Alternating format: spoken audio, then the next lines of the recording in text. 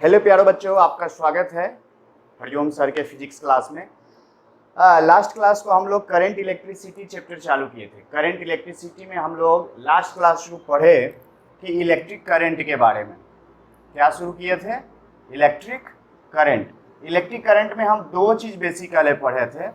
आई instantaneous, यह क्या था? D Q by D T, rate of flow of charge. Instantaneous current के बारे में पढ़े कि rate of flow of charge, यानी चार्ज का अगर इक्वेशन दिया हुआ है तो उसको डिफरेंशिएट करो तो करंट मिल जाएगा। एग्जांपल्स के तौर पे अगर Q बराबर दे रखा है 4t square minus 4t plus 4, तो करंट अगर पूछ दे I एट t बराबर 2 सेकेंड, तो वहां हम लोग सीखे थे करंट बराबर dq बाई dt, यानी इसको डिफरेंशिएट करेंगे तो 4 दूना 8t माइनस 4, यह इसका डिफरेंशिएशन होगा।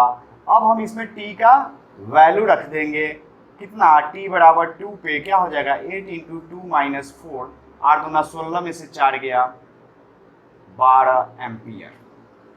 अगर यह एसआई यूनिट्स में है तो यह हम लोग लास्ट क्लास को पढ़े थे। सिंपल सी बात कि अगर चार्ज दिया हुआ है तो इंस्टेंटेनियस करंट निकालना हो तो पहले डिफरेंशिएट करो, फिर उसमें टाइम का वैल्यू रखो। और यही चीज स्लोप में, अगर ग्राफ में अगर यह Q और T का ग्राफ है, कोई कर्व ऐसे है, तो अगर इस पॉइंट पर इंस्टेंटेनियस करंट पूछे तो इस पॉइंट के टेंजेंट का स्लोप निकाल दो। इस पॉइंट पे पूछे तो यहाँ का स्लोप निकाल दो, इस पॉइंट पे पूछे तो यहाँ का स्लोप निकाल दो। तो हर एक पॉइंट पर जो स्लोप होता है दैट गिव्स इलेक्ट्रिक करंट। किसमें? QT कर्व में। उसके बाद हम लोग पढ़े थे एवरेज करंट। उसके बाद हम लोग पढ़े थे average current. Average current, I average. तो एवरेज करंट था टोटल करंट फ्लोड बटा total time. Total current flowed बटा टोटल टाइम। अगर इस स्थिति में Q का इक्वेशन दे रखा है इस प्रकार 2t square minus 4t plus 2, इस टाइप से दे रखा है सब ऐसा यूनिट में। अब पूछेगा एवरेज करंट, तो एवरेज करंट जब भी पूछेगा बिटवीन टू टाइम पूछेगा। आई एवरेज बिटवीन t बराबर 1 सेकेंड एंड t बराबर 4 सेकेंड, ऐसा दे दे। 1 सेकेंड से लेके 4 सेकेंड के बीच में कितना एवरेज करंट होगा, तो उस स्थिति में आपको क्या करना पड़ेगा? आई एवरेज बराबर Q का वैल्यू लेना पड़ेगा t बराबर 4 पे माइनस Q का वैल्यू t बराबर 1 पे। यह हो गया टोटल चार्ज फ्लोड बटा 4 माइनस 1। बस यहाँ डिफरेंशिएट नहीं करना पड़ेगा। Q का वैल्यू टोटल चार्ज फ्लोड कितना है, तो 4 सेकेंड पर कितना चार्ज था, 1 सेकेंड पर कितना चार्ज है, 4 वाले में से 1 वाले को घटा देंगे तो टोटल चार्ज हमको निकल जाएगा कि 1 से 4 के बीच में टोटल कितना चार्ज गया है। तो एवरेज में डिफरेंशिएट नहीं करना पड़ा। तो इसका वैल्यू रखोगे तो कितना हो जाएगा? 4 रखोगे तो 4 चौका 16 दूना 32, अब 32 में से 16 गया 16, 16 दू 18, और यहाँ 1 रखोगे तो 2 प्लस 2 माइनस 4 यानी 0, अब बटा 3 यानी 6 एम्पियर। क्या हो जाएगा? 6 एम्पियर। यहाँ 4 रखो, देखो तो 4 चौका 16 दूना 32, और यहाँ फिर 32 में से 4 चौका 16 घट जाएगा तो 16 बचा, 16 दू 18, और 1 रखोगे तो यह 2 माइनस 4 प्लस 2 0, तो 18 माइनस 0 बटा 3, 6 एम्पियर एवरेज करंट होगा। क्या हो जाएगा? Average current. अगर इसी क्वेश्चन में अगर आई इंस्टेंटेनियस पूछ लेता, आई इंस्टेंटेनियस एट t बराबर 1 सेकेंड एंड t बराबर 3 सेकेंड, अगर 1 सेकेंड पर पूछता, 3 सेकेंड पर, यहाँ एक बार में एक ही टाइम पर निकलता है। यह होता है between the period of time और यह होता है eight particular instant of time, इसलिए तो इसको इंस्टेंटेनियस करंट बोलते हैं। यह किसी पार्टिकुलर टाइम पर पूछा जाता है, तो यहाँ डिफरेंशिएट करना पड़ेगा, dq बाई dt करना पड़ेगा। डिफरेंशिएट करोगे तो यह हो जाएगा 2 दूना डिफरेंशिएशन 4t माइनस 4, तो t बराबर 1 पर i बराबर हो जाएगा 4 माइनस 4 0, t बराबर 3 सेकेंड पर हो जाएगा 4t 12 में से 4 गया 8 एम्पियर, यानी 1 सेकेंड पर होगा 0 एम्पियर, 3 सेकेंड पर होगा 4 सेकेंड पर होगा 4 कितना 3 सेकेंड पर ही पूछा, अच्छा 3 सेकेंड पर होगा 8 एम्पियर। अगर 4 सेकेंड पर कोई पूछता t बराबर 4 सेकेंड, तो 4 चौका 16 में से 4 गया 12 एम्पियर। ये हो जाता 1 पर 0, 4 पर 12 और एवरेज 6, 1 और 4 के बीच में। ठीक है, एवरेज का मतलब हो गया कि कांस्टेंट करंट अगर फ्लो करता तो इतना ही पीरियड ऑफ टाइम में उतना ही अमाउंट में चार्ज फ्लो होता जितना कि हो रहा है। अभी फ्लो जितना हो रहा है उतना ही फ्लो होता अगर 6 एम्पियर करंट कांस्टेंट होता तब भी। अगर कांस्टेंट नहीं है तब भी उतना ही फ्लो हो रहा है। तो कांस्टेंट नहीं है तो एक बार 0 कम हो रहा है तो पक्का है एक बार ज़्यादा हो रहा है। 0 है तो इधर 12 है। एवरेज है तो एवरेज हमेशा मिनिमम और मैक्सिमम के बीच में होता है। एवरेज जब भी होता है मिनिमम और मैक्सिमम के बीच में। वेलोसिटी में भी अगर आप मोटरसाइकिल चला रहे हो तो मोटरसाइकिल अगर आपका मिनिमम स्पीड 20 था, मैक्सिमम आपका 60 था, आप रास्ते में मिनिमम आपका 20 किलोमीटर पर आवर और मैक्सिमम था 60 किलोमीटर पर आवर, तो आपका एवरेज जब भी होगा 20 और 60 के बीच में ही कहीं होगा। अब डिपेंड करता है कितना देर आप 20 पर थे, कितना देर आप 60 पर थे। जो ज़्यादा देर तक जिस 20 में रहोगे तो उसके करीब ज़्यादा रहेगा एवरेज करंट, एवरेज स्पीड। यहाँ उसी प्रकार एवरेज करंट है। ये हम लोग सीखे थे। और ग्राफ में हम सीखे थे कि ग्राफ में अगर एवरेज करंट पूछे, ग्राफ में अगर एवरेज करंट पूछे तो जब भी पूछेगा तो यह 2 टाइम में पूछेगा। 2 टाइम में, जैसे अगर यह पूछ दे यहाँ इसी टाइम में 0 से लेके और आपको यह t बराबर t1 पर पूछ दे तो इस केस में क्या करेंगे, इस पॉइंट से इस पॉइंट को मिला देंगे। चलो यहाँ पर पूछ ले तो जिस पॉइंट पर, जिस दोनों पॉइंट के बीच में एवरेज करंट पूछे उस दोनों पॉइंट को मिला दो और इस लाइन का स्लोप जो हो जाएगा, इसका स्लोप ऑफ दिस लाइन यही आपको दे देगा एवरेज करंट। क्या देगा, आई एवरेज बिटवीन t बराबर 0 एंड t1।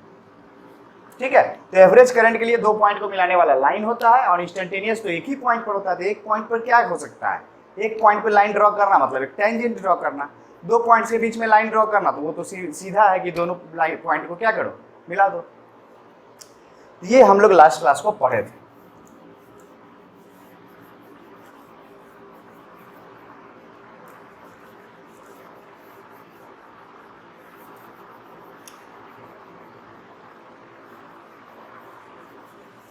अब हम देखेंगे कि नहीं, अगर करंट दिया हो तो चार्ज कैसे निकालेंगे। Now delta Q, total charge flowed क्या है, आई डी टी। यह इंटीग्रेट करना पड़ेगा जिस 2 टाइम के बीच में पूछेगा कि कितना चार्ज फ्लो किया तो करंट को इंटीग्रेट करना पड़ेगा। करंट को क्या करना पड़ेगा, इंटीग्रेट। बट इफ आई बराबर कांस्टेंट, आई अगर कांस्टेंट है तो वह तो इंटीग्रेशन से बाहर आ जाएगा। तो डेल्टा क्यू बराबर हो जाएगा आई गुने डेल्टा टी, सिर्फ करंट गुने डेल्टा टी। ये हो जाएगा। इसका एग्जांपल देख लो। अच्छा, और ग्राफ में डेल्टा क्यू बराबर क्या हो जाएगा, डेल्टा क्यू बराबर हो जाएगा area under I T curve. हम जानते हैं इंटीग्रेशन का ग्राफ में मतलब हो गया एरिया, डिफरेंशिएशन का ग्राफ में मतलब हो गया स्लोप। जहां डिफरेंशिएशन वहां स्लोप, जहां इंटीग्रेशन वहां एरिया। क्योंकि हम जानते हैं एरिया लेंथ गुने ब्रेथ होता है। 2 चीज का गुना करेंगे तो एरिया निकलेगा और 2 चीज को डिवाइड करेंगे तो स्लोप निकलेगा। होता है ना, एक वाई एक्सिस है और एक एक्सिस है। वाई गुने एक्स करोगे तो एरिया निकलेगा और y बटा x करोगे तो स्लोप निकलेगा। यही है, एक y पर i होगा, x पर टाइम होगा, तो करंट गुने टाइम करोगे तो ग्राफ का एरिया निकलेगा। और जहां q बाई t करते हैं तो वहां स्लोप निकलता है। ये तो सीधी सी बात है। तो ये बस ध्यान में रखना है कि टोटल चार्ज निकालना है तो यह सिचुएशन होगा। कोई दिक्कत? तो देखते हैं, अब इसका एग्जाम्पल देखते हैं।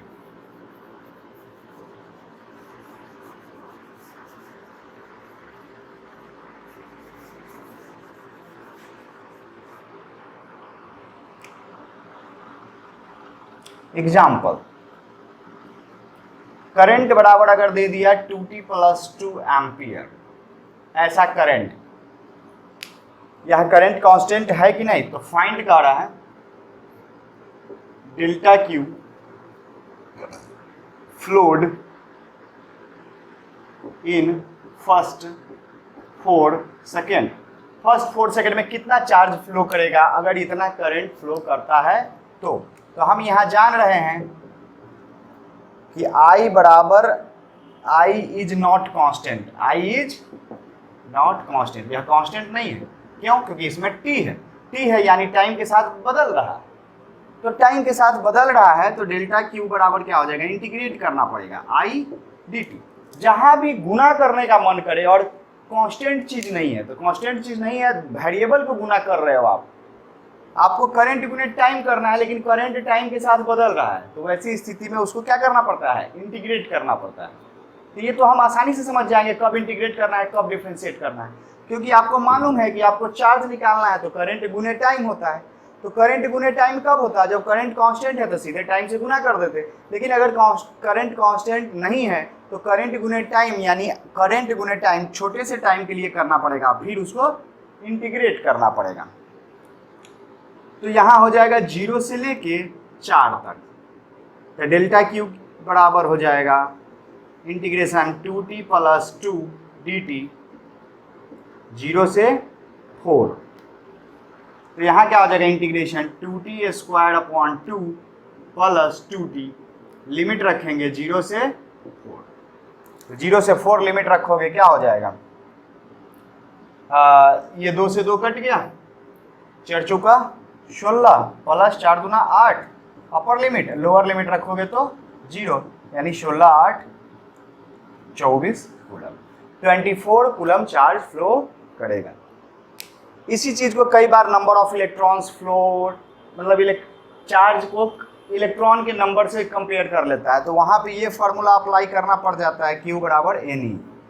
जहां भी इलेक्ट्रॉन का नंबर पूछे और चार्ज और करंट का रिलेशन आपको मालूम है, और इलेक्ट्रॉन का अगर पूछे तो Q की जगह पर क्या रख देंगे, Ne रख देंगे, तो वहां से नंबर ऑफ इलेक्ट्रॉन हमारा निकल जाएगा। ठीक है, जो क्वांटाइजेशन में पढ़े थे पहला चैप्टर में।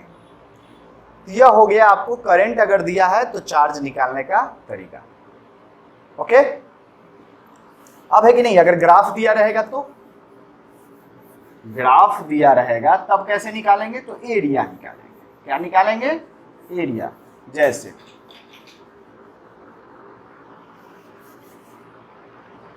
एग्जाम्पल नंबर 2, अब अगर ग्राफ दिया हो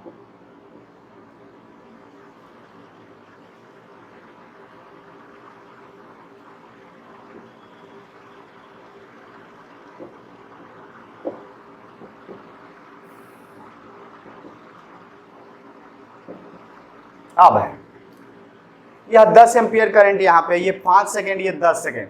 अब आपसे पूछे फाइंड डेल्टा क्यू, शॉर्टकट में लिख ले कि कितना चार्ज फ्लो किया पहला में बिटवीन 0 to 5 सेकेंड, दूसरा बिटवीन 5 to 10 सेकेंड, और तीसरा बिटवीन 0 to 10 सेकेंड। ऐसा अगर पूछेगा तो क्या होगा,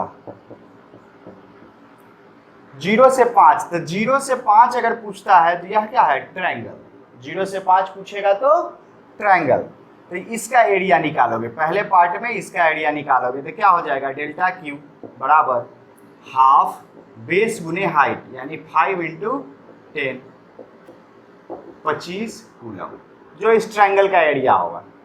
दूसरा केस में 5 से 10 के बीच में पूछ रहा है, यानी 5 से 10 के बीच में, तो 5 से 10 के बीच में यह क्या बन रहा है, एक रेक्टेंगल बन रहा है, तो उसका तो एरिया होता है लंबाई गुने चौड़ाई।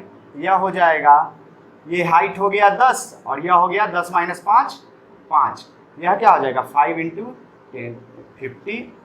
गौर से देखो यह कितना है, 5 सेकेंड का डिफरेंस है, 10 × 5, इसका लेंथ हो गया 5 और इसका हो गया 10, तो 5 × 10 यानी 50 कूलम। और तीसरा है आपको यहाँ से लेके यहाँ तक, तो यहाँ से लेके जब यहाँ तक पूछेगा तो इसका एरिया अलग निकालेंगे, इसका एरिया अलग निकाल के जोड़ देंगे। तो या तो जोड़ोगे तो डेल्टा क्यू बराबर 25 + 50 अलग अलग निकाल के जोड़ोगे 75 कूलम, या या तीसरा केस के लिए आप ऐसा भी कर सकते हो, एरिया ऑफ ट्रापेजियम निकाल के, एरिया ऑफ ट्रापेजियम डायरेक्ट अगर वही निकालना होता तो एरिया ऑफ ट्रापेजियम का वैल्यू फॉर्मूला याद रखना, half sum of parallel sides, sum of parallel sides गुने डिस्टेंस बिटवीन देम, यही फॉर्मूला होता है।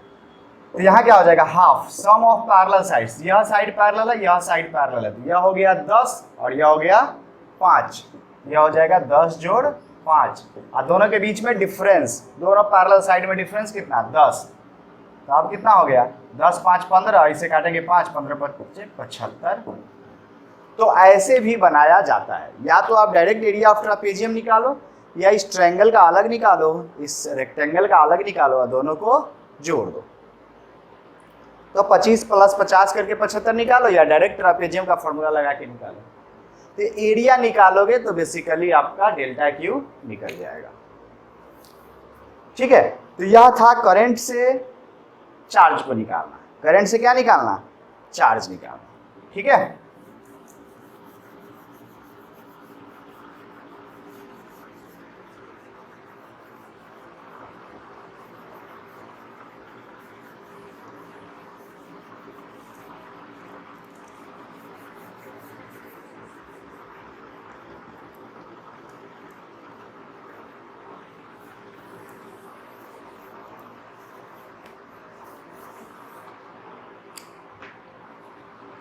इलेक्ट्रिक करंट के फ्लो के लिए, for the flow of electric current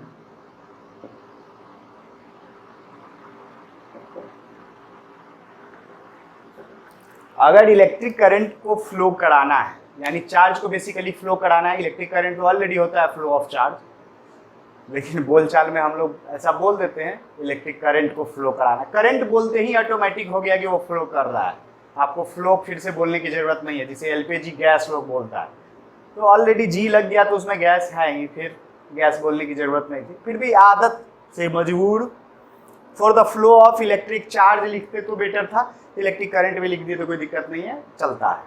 ठीक है, तो अब है कि अगर इलेक्ट्रिक करंट है तो चार्ज को फ्लो कराना होगा, चार्ज को फ्लो कराने के लिए एक चार्ज कैरियर होना जरूरी है। तो हम क्या लिखेंगे, for the electric current, for the electric current there must be a charge carrier, there must be a charge career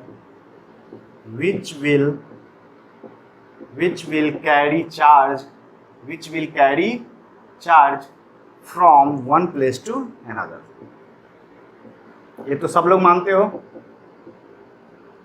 क्योंकि चार्ज बिना मास के एग्जिस्ट नहीं कर सकता है, चार्ज मासलेस पार्टिकल पर चार्ज हो ही नहीं सकता है, चार्ज कहीं है तो उसको एक मासिव पार्टिकल चाहिए, एक मास चाहिए, उसके ऊपर चार्ज रहता है, यानी बिना मास का चार्ज नहीं, लेकिन मास बिना टोटल चार्ज का हो सकता है, एक मास न्यूट्रल हो सकता है, लेकिन अगर कोई चार्ज पार्टिकल है तो उसका मास होगा ही होगा, मास बिना चार्ज नहीं।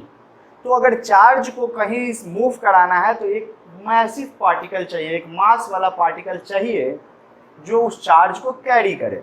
तो अलग अलग सिचुएशन में अलग अलग होता है। जैसे पहला सॉलिड कंडक्टर, अगर सॉलिड कंडक्टर है जैसे कि मेटल हो गया, क्या हो गया, मेटल है या ग्रेफाइट है,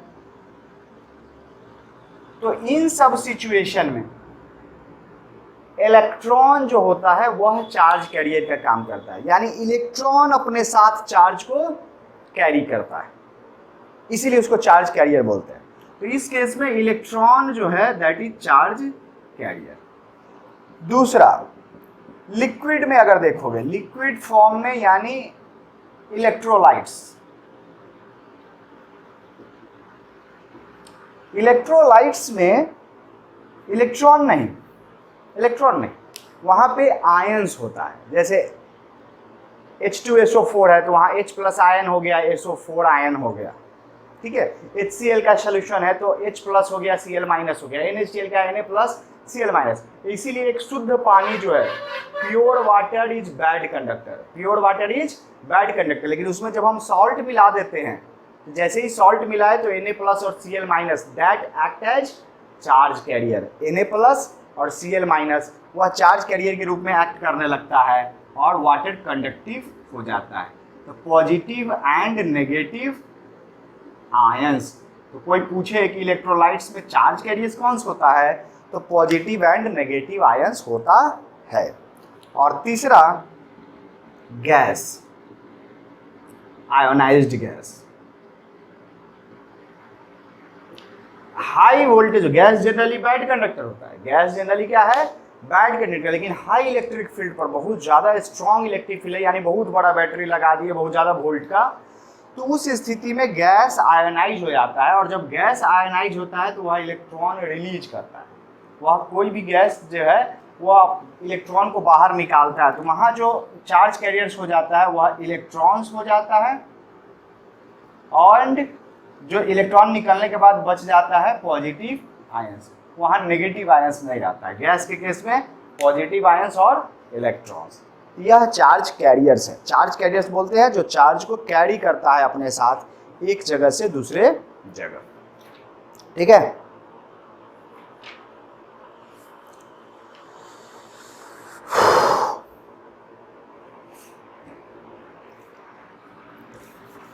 ये सब बेसिक हो गया, इंट्रोडक्शन हो गया इलेक्ट्रिक करंट का।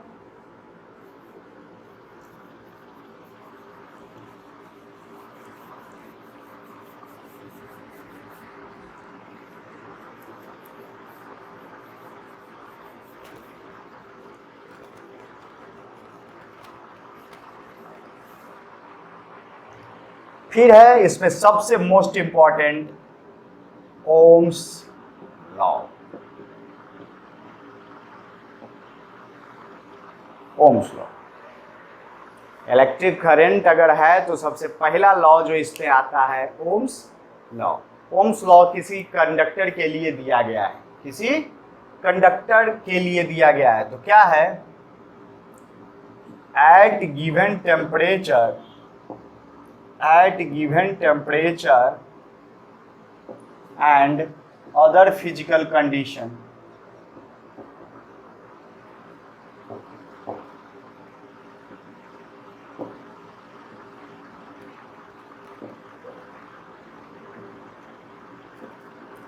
electric current through a conductor, electric current through a conductor is directly proportional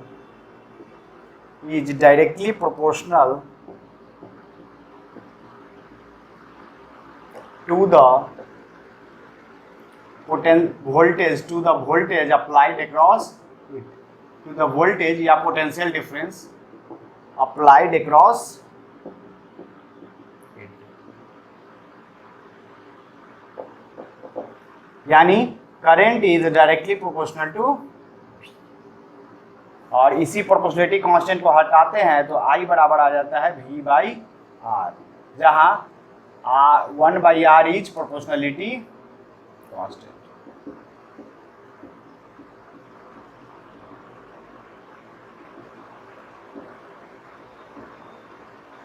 यानी क्या देखा गया कि जैसे जैसे वोल्टेज बढ़ा रहे हैं करंट भी बढ़ रहा है। इसी में कई बार लैंग्वेज को बदल भी देता है कि electric current through a conductor नहीं देके क्या देखा, voltage across a conductor is directly proportional to the current applied, current flowing through it, ऐसा भी दे सकता है। ठीक है, तो यहाँ जो करंट है that is directly proportional to voltage, I बराबर V/R। यह है आपका ओम्स लॉ। इसमें ध्यान देना है कि जब वो भी ओम्स लॉ लिखो तो यह कंडीशन लिखना जरूरी है, at given temperature and other physical condition. Other physical condition नहीं भी लिखते हो लेकिन एट गिवन टेम्परेचर लिखना बहुत जरूरी हो जाता है। At given temperature electric current through a conductor is directly proportional to the voltage applied across it, I equal to V/R, जहां R को हम बोलते हैं रेजिस्टेंस। R को क्या बोलते हैं, रेजिस्टेंस ऑफ ए कंडक्टर। तो जो भी कंडक्टर होगा उसका कुछ न कुछ रेजिस्टेंस होगा, बिना रेजिस्टेंस का कोई कंडक्टर नहीं होगा। रेजिस्टेंस क्या है, रेजिस्टेंस गुण है, रेजिस्टेंस वह गुण है कंडक्टर का जिसके कारण वह क्या करता है, अपोज करता है फ्लो ऑफ इलेक्ट्रिक करंट को। R is, it is called resistance, it is called resistance of a conductor, resistance of a conductor, यह कंडक्टर का रेजिस्टेंस कहलाता है। तो रेजिस्टेंस का डिफिनीशन क्या हो जाएगा, it is the property of a conductor, it is the property of a conductor, it is the property of conductor by virtue of which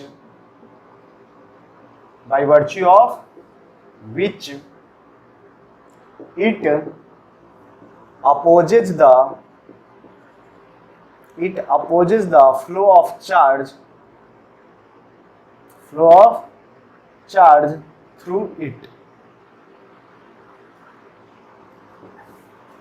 resistance वह गुण है किसी कंडक्टर का, किसी वायर का वह गुण है जिसके कारण वह क्या करता है, इलेक्ट्रिक करंट को या इलेक्ट्रिक चार्ज को अपने होकर बहने से रोकता है, इलेक्ट्रिक चार्ज को अपने से होकर बहने से रोकता है। इस गुण को हम बोलते हैं रेजिस्टेंस। यह 10th क्लास में भी आप लोग पढ़े हो। रेजिस्टेंस का ऐसा यूनिट क्या है, यानी यहां से हो जाएगा रेजिस्टेंस बराबर V बाई आई, रेजिस्टेंस बराबर V बाई आई। तो इसका इट्स ऐसा यूनिट इज ओम। क्या होता है, ओम, जिसका सिंबल ये है। तो 1 ओम कब बोलेंगे, 1 ओम बराबर हो जाएगा 1 वोल्ट 1 एम्पियर। यानी 1 वोल्ट अप्लाई करने पर अगर 1 एम्पियर करंट फ्लो करता है तो हम समझ जाएंगे रेजिस्टेंस 1 ओम है। क्या है, 1 ओम है। 1 वोल्ट पर अगर 1 एम्पियर, 1 वोल्ट पर अगर 2 एम्पियर फ्लो करता है तो हम समझ जाएंगे रेजिस्टेंस हाफ ओम है, कम है। ज्यादा करंट फ्लो कर रहा है तो रेजिस्टेंस कम है, कम करंट तो रेजिस्टेंस ज्यादा। ठीक है, यह हो गया रेजिस्टेंस। यह गिवन टेम्परेचर पर it is constant for a given wire,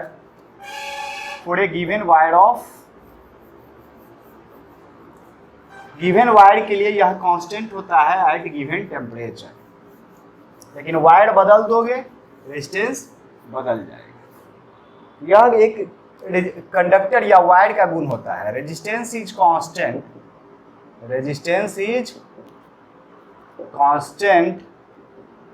for a given wire eight given temperature and its dimension। यानी कितना लेंथ है, कितना चौड़ाई है, यह सब अगर कांस्टेंट है, टेम्परेचर अगर कांस्टेंट है तो उस स्थिति में रेजिस्टेंस कांस्टेंट रहता है। यह does not depend, R does not depend upon V and I।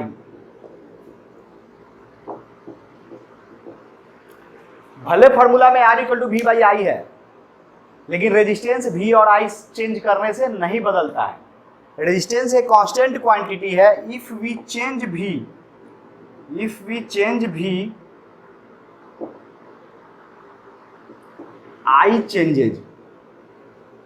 I changes and R remains constant।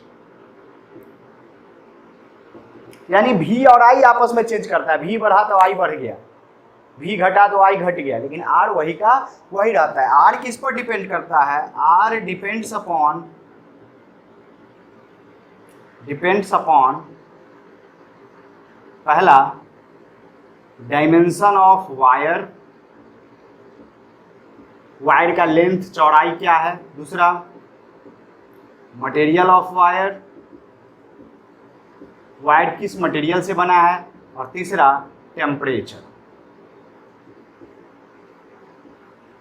Temperature क्या है, टेम्परेचर बढ़ाने पर रेजिस्टेंस जनरली बढ़ता है, टेम्परेचर घटाने पर रेजिस्टेंस घटता है किसी कंडक्टर का, किसी वायर का।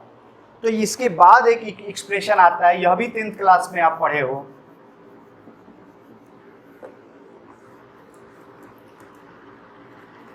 यह भी आप 10th क्लास में पढ़े हो कि R is, it has been observe, यह अनुभव किया गया है, R is directly proportional to length, wire का लेंथ बढ़ाने पर रेजिस्टेंस बढ़ता है। R is inversely proportional to cross sectional area, और R directly proportional L by A, और इस प्रोपोर्शनलिटी को हटाओगे तो रो L बाई, जहाँ रो को हम बोलते हैं ये तो resistivity of material, resistivity of material, यह एक मटेरियल का गुण है। रो क्या है? एक मटेरियल का गुण है, और यही रो डिपेंड करता है टेम्परेचर पर, रो डिपेंड करता है टेम्परेचर पर, इस कारण से रेजिस्टेंस भी डिपेंड करता है टेम्परेचर पर। अलग अलग टेम्परेचर पर रो का वैल्यू अलग अलग होता है किसी मटेरियल के लिए। तो R equal to rho L by A, यह बहुत इंपॉर्टेंट फार्मूला है, ठीक है। तो फिर यहाँ एक टर्म आता है रेजिस्टिविटी, क्या आ गया? रेजिस्टिविटी, रेजिस्टिविटी इसको डिफाइन करना है। रेजिस्टेंस था प्रॉपर्टीज ऑफ कंडक्टर, यानी गिवन वायर का प्रॉपर्टीज था। रेजिस्टिविटी क्या है? रेजिस्टेंस, और रेजिस्टिविटी क्या है? It is the properties of material, it is the, बस वही अंतर है और कुछ नहीं। It is the property of material, property of material by virtue of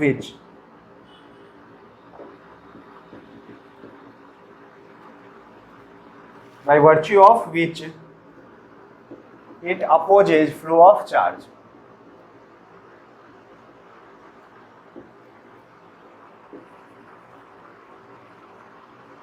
लेकिन यह इसका डिफिनीशन नहीं होता है, यह अभी हम बता रहे हैं। इसको डिफाइन जो किया जाता है रेजिस्टिविटी का, रेजिस्टिविटी का डिफिनीशन जो अगर आपसे पूछेगा डिफाइन रेजिस्टिविटी,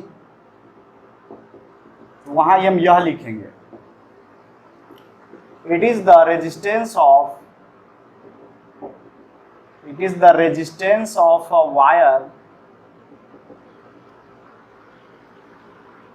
देखो एक minute,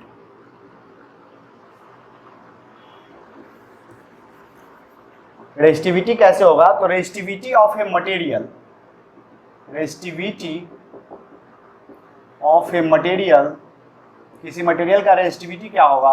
resistivity of a material is the resistance of wire of length 1 metre and cross sectional area 1 metre square made up of same material.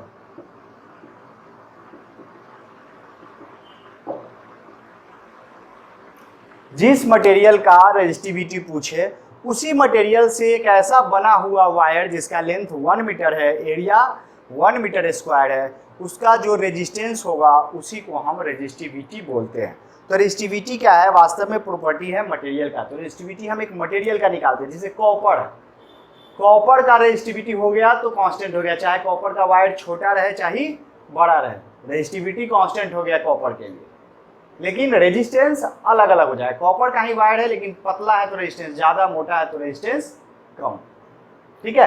तो रेजिस्टिविटी किसी मटेरियल का होता है, जैसे कॉपर का अलग, एल्युमिनियम का अलग, सिल्वर का अलग, गोल्ड का अलग। और रेजिस्टेंस जो होता है वह कंडक्टर बाई कंडक्टर होता है कि इस तार का इतना है, ये 1 हाथ का वायर दे दिए इसका रेजिस्टेंस इतना है, 1 फुट का दे दिए उसका रेजिस्टेंस अलग है। तो ये अलग अलग वायर, आप मार्केट से वायर खरीद के लाते हो तो अलग अलग वायर का रेजिस्टेंस अलग अलग है। लेकिन आप 2 तरह का ही तार खरीदते हो, कॉपर का या एल्युमिनियम का, तो उसका रेजिस्टिविटी, कॉपर का चाहे कोई भी तार खरीदो resistivity same but resistance different. Aluminium का कोई भी तार खरीदो सबका रेजिस्टिविटी सेम बट रेजिस्टेंस में डिफर, रेजिस्टेंस उसके लेंथ और थिकनेस पर डिपेंड करता है। तो according to length and thickness resistance में चेंज, बट रेजिस्टिविटी जो है वह उसके मटेरियल का गुण है, तो वह चेंज नहीं होगा। क्या? वह चेंज नहीं होगा। तो आज हम इतना ही रहने देते हैं, इसको पढ़िएगा, फिर हम अगले क्लास को रेजिस्टेंस और रेजिस्टिविटी पर और डिस्कस करेंगे। ओम्स लॉ पर कुछ छोटा मोटा प्रॉब्लम बना के आगे बढ़ेंगे। ठीक है, ओके, बाय बाय।